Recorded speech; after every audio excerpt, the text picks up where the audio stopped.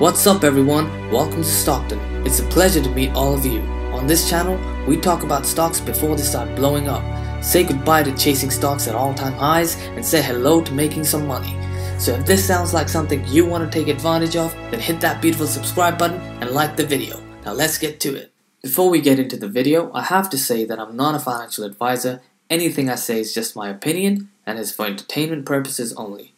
Having said that, if I'm talking about a company, I'll let you know whether I'm personally going to invest in it or not towards the end of the video.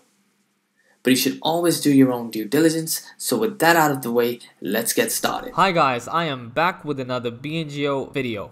Now, as you all know, I've been covering BNGO stock for a long time on this channel, and in the past I've talked about a $50 price target and even a $100 price target for BNGO in the long term.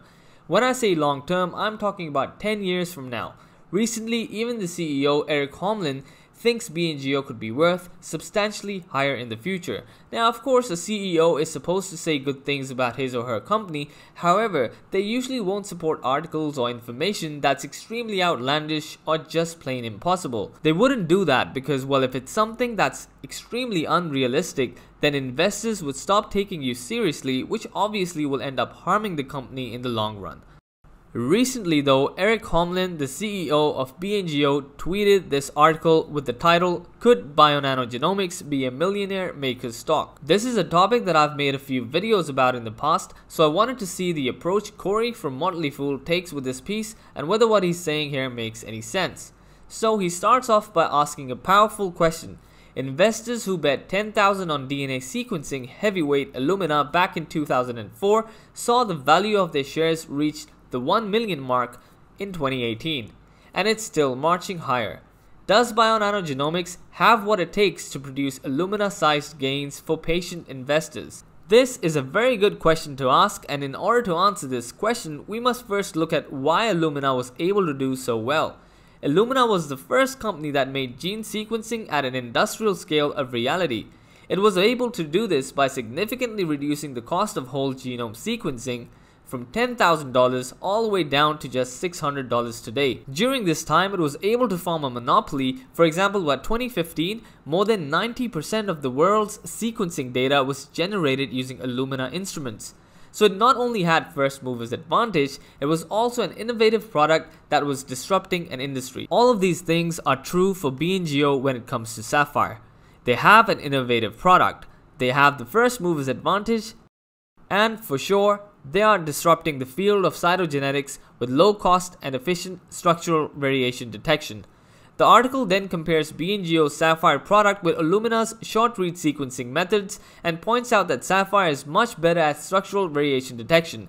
Now this is true, but I feel like he's comparing apples with oranges here. You don't compare Illumina with BNGO, you compare Illumina with PacBio.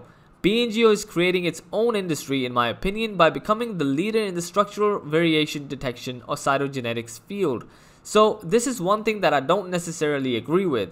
The next important point that he brings up is around popularity. The company shipped 11 Saphyr systems in the first 3 months of 2021, bringing the total to 107 at the end of March.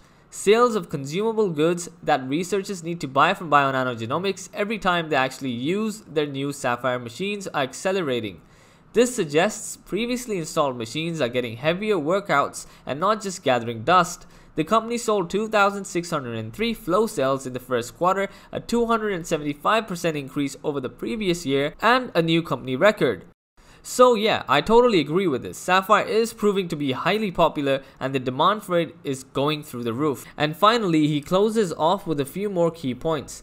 Allowing healthcare providers who don't have advanced degrees in molecular biology to add optical genome mapping to their rare disease diagnostic toolkits isn't going to be easy, but Bionanogenomics is marching in this direction.